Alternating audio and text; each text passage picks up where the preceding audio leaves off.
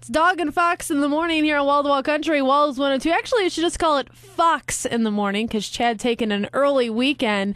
And we have our favorite comedian today, Chad Errio. What's up? Well, I'm back from Florida. Did a couple shows down there last week. I had a great time doing it.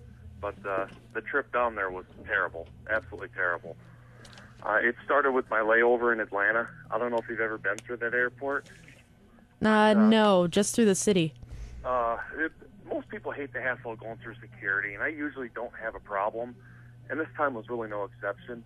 They let me and my buddy breeze right through, get right on the plane. But they did stop and search my wife and my friend's pregnant wife, which was a good call since his wife was technically smuggling an undocumented person in her belly. And my wife's had that stick up her butt for years. But just a little warning, the airport train that takes you to each wing of the Atlanta airport talks to you. And it says things like, next stop, Concourse B, please prepare to stop, which is nice.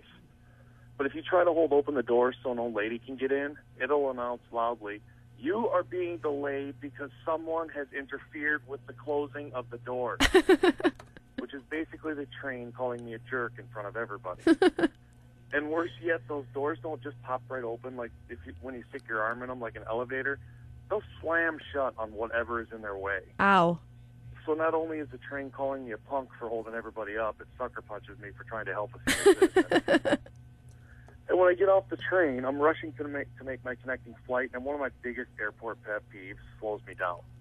And I know some people are going to disagree with me on this, but the escalators and moving sidewalks are not carnival rides. Mm.